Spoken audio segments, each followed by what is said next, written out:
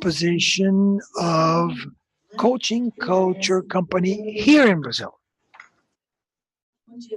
So, good morning, everybody. First of all, I'd like to thank uh, Yassi's invitation and also to invite my coaches back there and also to dedicate this lecture to them because of whom I keep insisting on this project and feeling motivated. And thank you for being part of my team. So I would like to share this program. Since the idea to its implementation, Toyota is going through a totally different uh, situation as compared to SAP and Ache. Toyota is a very traditional company, so we have a very well structured personnel development process, but within the coaching process, it's a new process. So I would like to share with you how this idea was born. So, how we deal with people at Toyota. Toyota is, we compared people to a tree. So people are at the root of the tree. So at the values and ethics, what we call the Toyota way. So people will nourish our roots, and this will feed the stem so that the stem can grow and nourish the fruit, which will be our results. This is basically what we believe in. Without people, we cannot make the trunk grow, and the people are the base of everything. And so our main values are continuous improvement, which is Kaizen, and respect for people. This is what we preach to our collaborators. And here, how we develop people. Here, the global contents, and such contents, they come from our Japanese headquarters. These contents in all affiliates, they are conveyed in the same manner, regardless of the where in the world, regardless of his language or position. So it is relayed in the same manner. And so these contents will deal with the company strategies, how people are developed, the company's values, and then another strong issue is the application of PDCA, planning, development, checking, and action. And on the job development, OJD, which is inserted into the Japanese culture at the shop floor and also at the offices, which permeates all actions and all sections. Just for you to know a little bit about this. So, within our global system. And then so within a Japanese culture system, when we have our global context, everything is earmarked for people management from Hoshin Kandi, which is our strategic development, to our global strategies to develop companies, all the PDCA, which involves focusing on people. And we see this climate survey where we see the the two main clusters where you have the smaller favorabilities is development and leadership. Then we see why do we have problems here? And then we said there's something wrong there. Although these two clusters show that a long year since 2014, when this climate survey was started, they have been the biggest growth rates. They are the clusters with lowest favorability index. So they are the contents that have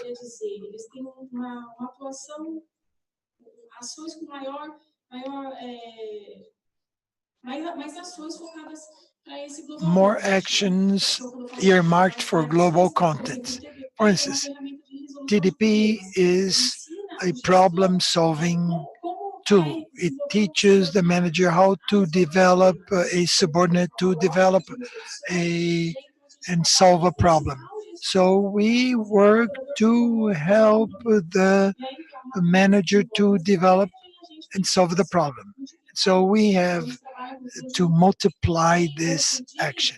The OJD will teach the manager to deliver a task and follow up on the task and its development. So we teach how to do, but when you apply it, there's a problem. And when the development is low, there is a content that is being relayed, but something is happening and there is a problem there. Okay, the leader coach. But for me, this is uh, class training content. And then we started studying a little bit more about this. Okay, let's see how we set up our systems. This is a little complex slide, but I'll try to summarize it. On the left side, we have Toyota Way, which will always be the basis of everything. So when we talk about all systems, we'll talk about Toyota Way, which are the main values. And in addition to respect for people and Kaizen, and then you have Gage Genbutsu. So if there is a problem, you go there and check with your own eyes. So we have the practice of global contents area, and then you have the contents that are the practical way of handling career development. And then in career development, we have systems, job rotation, succession plan, company transfers, people who are sent to Japan, to the United States, and then the development programs like coaching program, LDP. People go to Japan for workshops. So these are training class or for true development. And on the right side, the assessment. When we look at the training system, we have the class training, and then the ideal image would be to follow up and sharing of this, and then an assessment, which is what we have. And then we noticed that there was a gap in terms of a follow-up by the HR to consolidate that content. So we conveyed that content, which was the class training, which was a headquarters standard, and then the HR area did not follow up on it. No, it was just the 80% saw seen in class. And that's when we found the opportunity of entering this. I don't know whether only in Toyota. I've been there for 18 years. Well, I was not born there, but it was one of the first companies I worked in. I don't know if there's life outside Toyota. I don't know if it is difficult uh, for a company to adopt an outside consultancy. Uh, and at Toyota, it's it's not easy to this. Every idea I mentioned there, oh, this consultancy could help us. They sort of saw this with some resistance, and then I started talking to our people after having applied all global uh, systems with training class accomplishment of 98%. Oh, they said, excellent. Toyota Brazil is one of the affiliates that has the highest accomplishment, whereas we saw our favorability survey as 65. So how can we analyze this? So I will talk to each leader because by consultancy I won't be able to do it. So that's when we had the coaching. Will they allow somebody from the outside in? But I had to convince my director, who is an engineer, that coaching worked. Yeah, I was able to. He is an engineer by background. It was difficult to convince him. He has a very little in the HR areas, and then we had to convince him that it could work. And so, with my team, an excellent team, we were able to do this. And in order to save time, we counted on Yassi for this training. So we showed the concept. Yeah, we don't have to elaborate too much. This we would go through the program to change this behavior change from the present to the future behavior.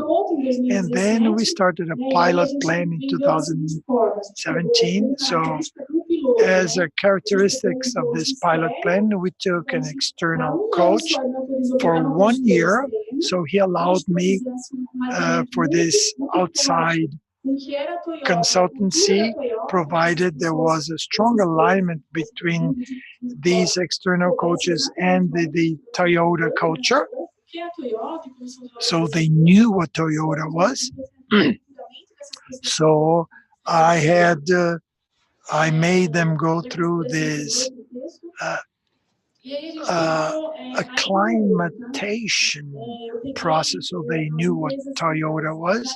So the areas that had the worst result in the climate result, and this was my biggest mistake, because it was very bad for the areas that were being indicated.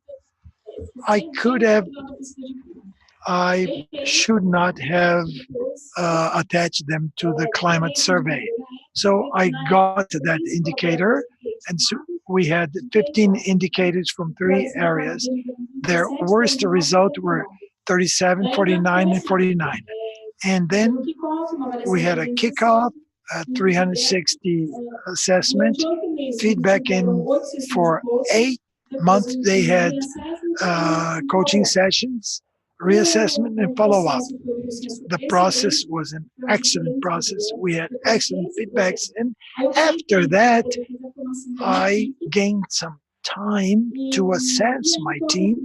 And then I was able to sell the idea of this with this validated process. And I could use this as a standard process, as a continued process. So today, I still have the global content, and they are valid because they strengthen the company's structure and values. And then I have my team that helps me consolidate and apply these values later on. Here are some testimonials, like Eliane mentioned. People who go through this are very grateful because there is an undeniable gain after the training, the coaching training process. They're very grateful for their evolution. And then we see today people who have gone through external coaching. Today they are accompanying the managers that are working with the internal managers, and they are acting as true coaches. And with Tiago, Gilberto has an excellent mind for uh, people manager. He went through a very nice change. So we are having very good results with such managers. In terms of indicators, what do we use there? The climate survey, the performance appraisal, and then we have the 360 reassessment. The second year is the internal program. So we have Yassi, who is our everything, because so we did the training at Ericsson, then supervision, and our people were somewhat insecure. Then I said, we have Yassi. Then we have a supervision process on a periodical basis, and she has helped us a lot with our training and always using the Ericsson methodology. And we always adopt the Toyota way because this is our Bible. And so our basic concept for our coaching program is to build new attitudes and core values in one conversation at a time. Another important thing, we have this code of ethics from ICF, and this was made clear for us to avoid conflicts. I don't allow the use of anything from coaching for career and succession. No, I have been asked to use this, but we will not use. So we are provoked by the managers, by the directors, but I don't allow this to be used. See the results from coaching for other things. The structure of the internal coaching, we have 8 sessions. Now we have this. It's done on a voluntary basis. They are engaged in the process. And we open up in this second internal process. We had 36 slots. So one coach for 6 executives, because today we have 11 trained coaches. No, it's not 11. 2 are still being trained, right? So we have 9 trained and 2 being trained. And we also have some external coaches for higher positions. So the priority is still the climate survey, but they don't know that we are using the climate survey. Today I have 136 people in my list. When I prioritize them, because I cannot serve 136 at once, I take the ones that have the lowest results. But it's not directly attached as I did in my first trial. The second priority are key executives, the high potential managers. And number 3, the executives that raise their hands, but they're not from the from the climate survey and neither from the high potential individuals. And the structure is emergency, 3 sessions, the middle sessions, 3 more, and then closing sessions, 8 sessions in total. Here are the different stages of the schedule. The 360 assessment. Here, a possibility of focusing more on organizational objectives to facilitate the first meeting so that we could, let's say, guide them and facilitate this beginning. And later on, we have a different agreement since we do not have a very large experience with this. That's just an example of how the assessment is done with a tool called WAVE. And here, the HR coaches. Priscilla is not here, but she's there. These are the 11 people we have. Yeah. Okay, thank you very much for your attention.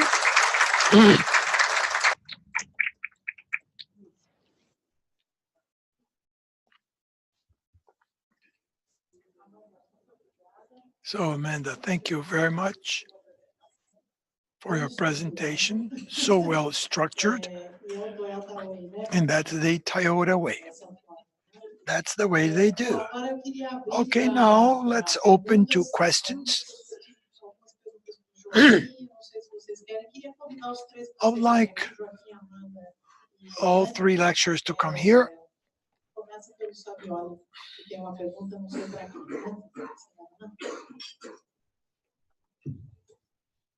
Okay, bom dia. Good morning.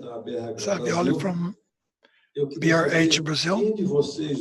Who among you uses reverse mentoring? A young person being able to mentor a CEO or an important director of the company.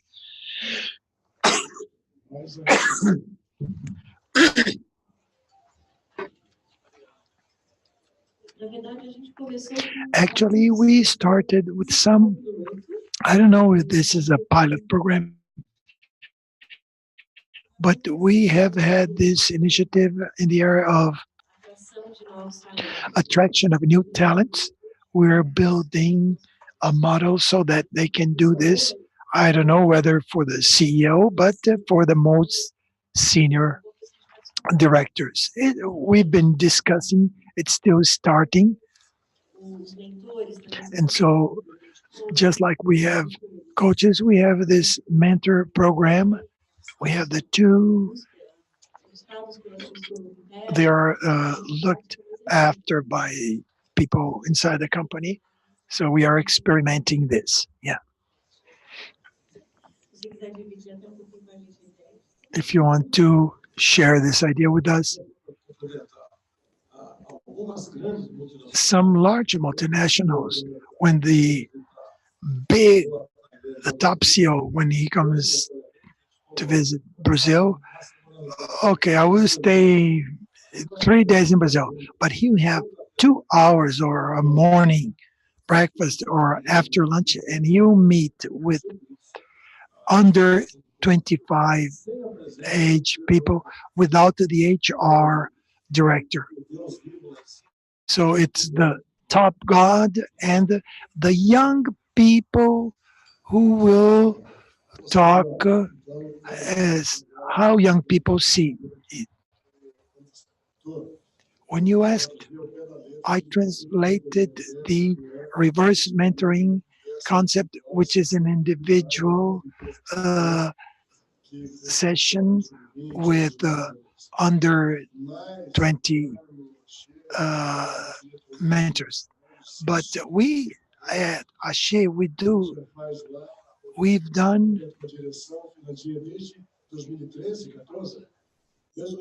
since 2014, what have we done there? What have started doing? In 2013, we created that event on a Friday, once a month. The whole HR team. It's because it's not everybody that can go there, but 70 or 80 people that will talk about the business, exchange experience, so that they enter into the business. And we have not been able to do this monthly, like 8 groups a year. I have a meeting with the teams, 10, 12 people without the presence. So when the top brass comes without the local manager and director, there I meet with their teams, and even teams that are subordinate, that report to those guys. So it's a free conversation. We draw up a theme, and they choose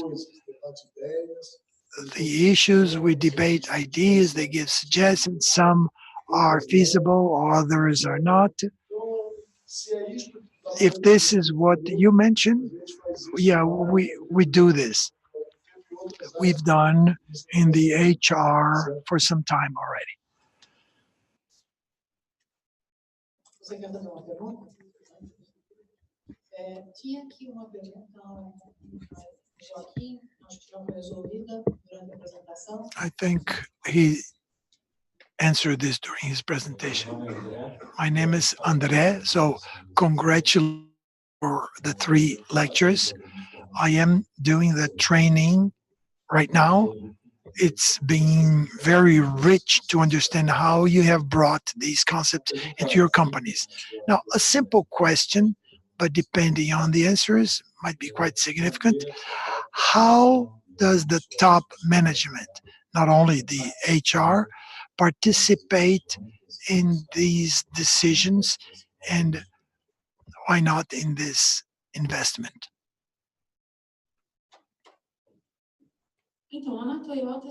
At Toyota, we had this approval first by the HR department. Maybe we had some difficulty to approve because it's totally new program.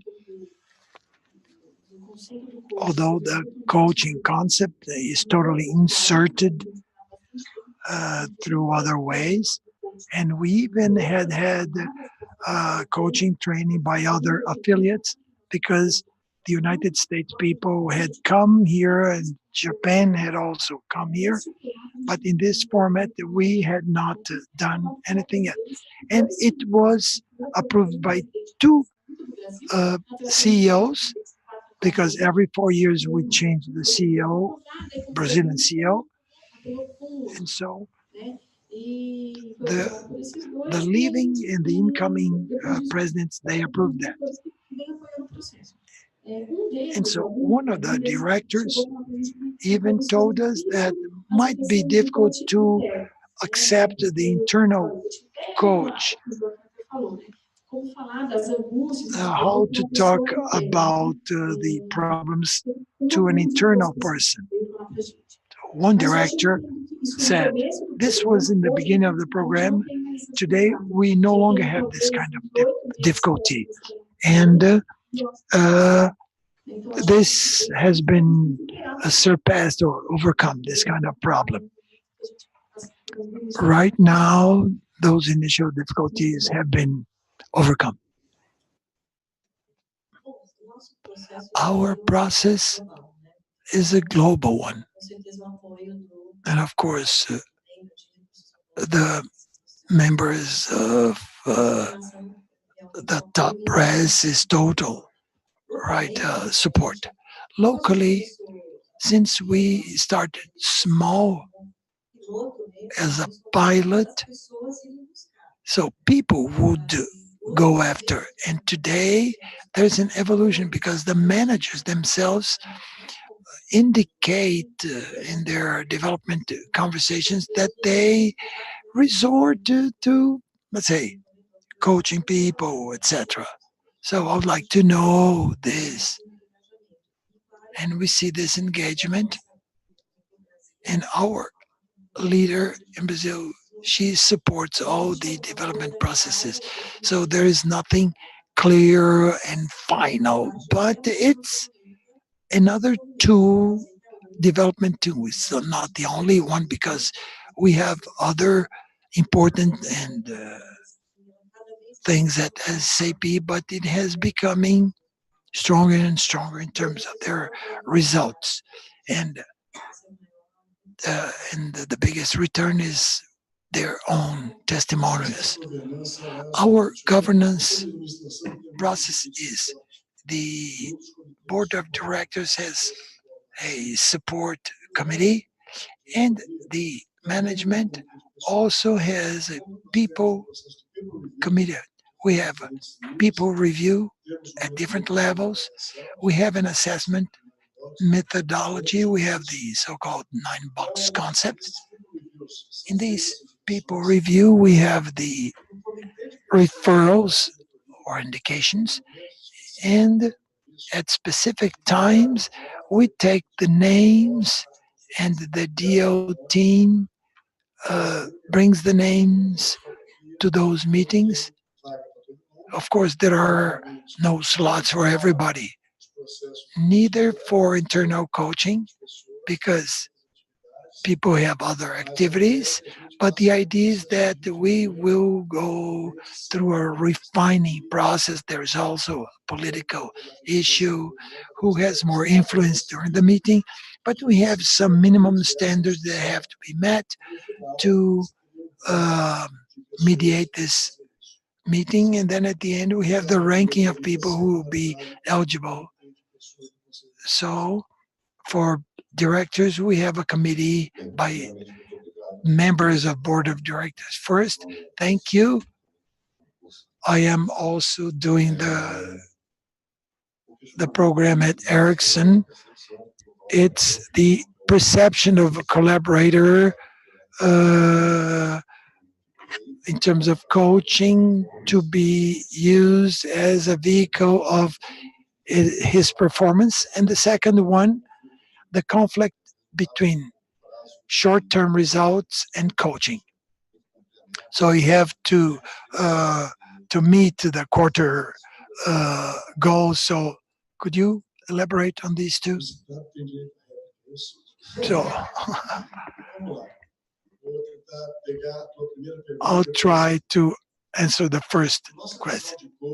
Our coaching vision is that it's a development support and validation process.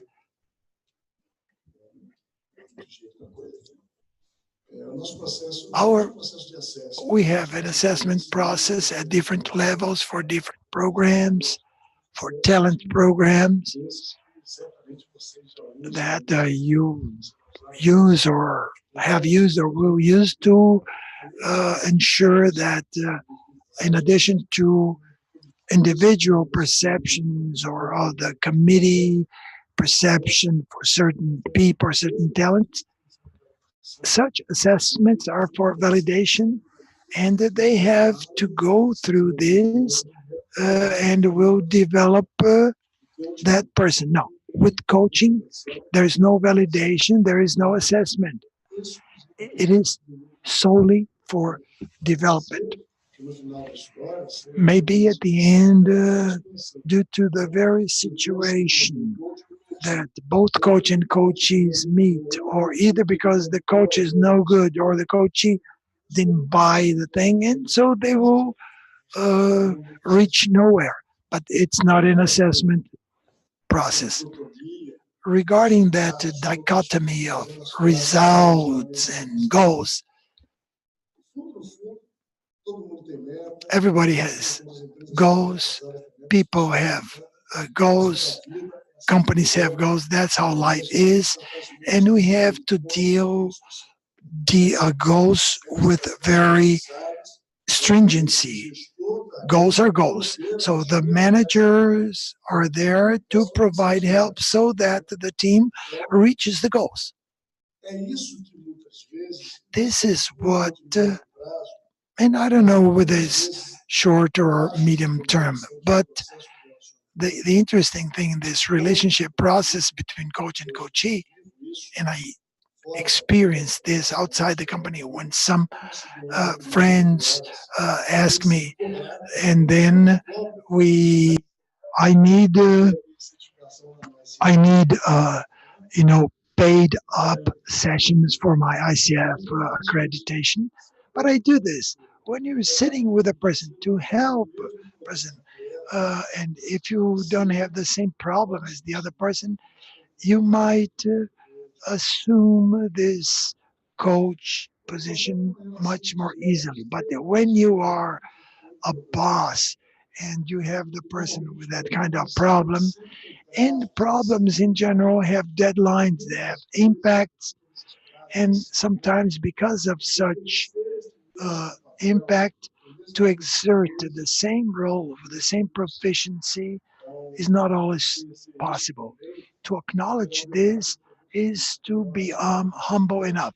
Sometimes you can be coach, sometimes you are a manager, and not necessarily to ask questions, but to go hands on and have results to be attained. Because if we don't have this clarity, we might think that we are doing something, and this might, you know, uh, make this whole project be seen as unreliable. Sometimes we have the feedbacks, the the growling backs. That is, you know, when people are uh, being sworn at or things like that. This survey I showed you shows the evolution of the role that I showed as leader coach. In the beginning,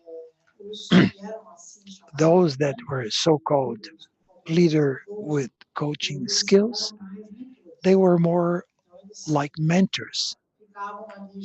They were there with someone who was their direct report, but guiding, giving suggestions, advice, sharing experience.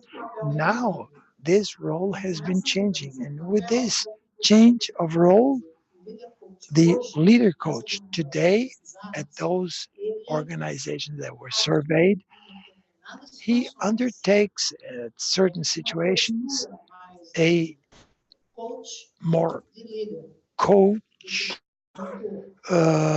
leader than mentor, but those those organizations never call him coach of their team. Sometimes he handles that position, and sometimes he doesn't want to have that uh, role. So the leader, he assumes and uses coaching skills in different situations. He does not act as a coach in several situations. But this is a long conversation.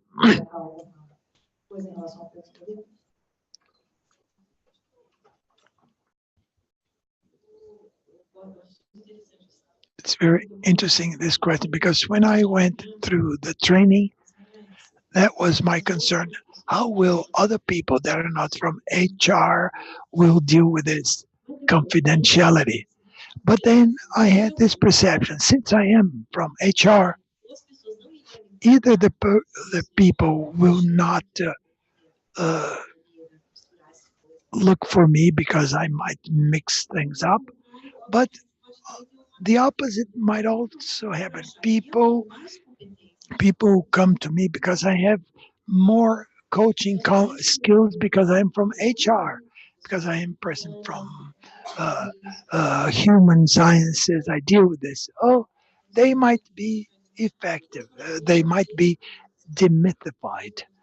So when people have this contract with me, say I am from HR, so in here, anything that we talk about, I will not use it in terms of performance because I am a part of those performance meetings and I could not use them because I am a coach.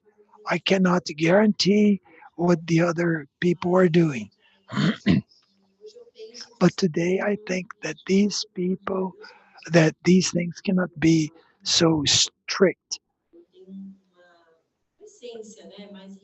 So there is a very rigid approach of wanting things to be done this strict way. Today I am more flexible.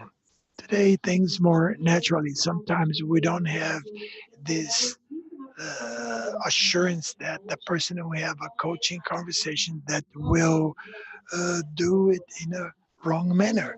So I think nature will take care of this, and people are mature enough to notice that there is, let's say, something wrong in that coaching process.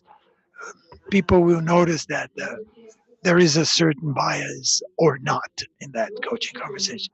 Today, I believe that people who look for this coaching training are people that are ready to be coached.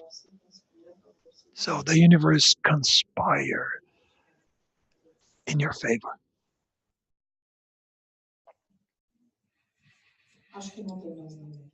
I think there is no more question that couldn't be postponed.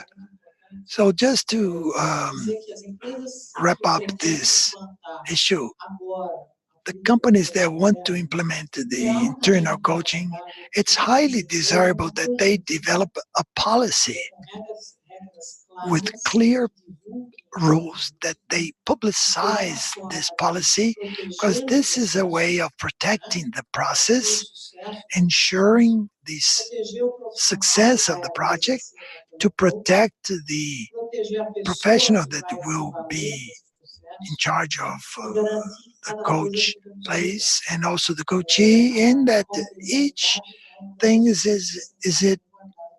in its own box, and so confidentiality is topmost priority. But without this policy that gives this safety net, the risk is greater in terms of the program's success, because if you rely only on the coaches, on the trained coaches' responsibility of maintaining the confidentiality, it's a heavy burden. So the organization must ensure somehow, and the way of doing this is creating a clear policy and publicizing this to everybody. So it's time. So I invited this for coffee, for breakfast, and not for lunch, and some of them had to leave. And I thank you very much for your presence, Liani, your experience, Amanda, bringing the information, and Joaquin, by the formula that I copied. I will say that I was the one who developed it. And people say that a psychologist is something of an engineer. It might have been me, and I would like to thank your presence here and those that are undergoing the training. I will see you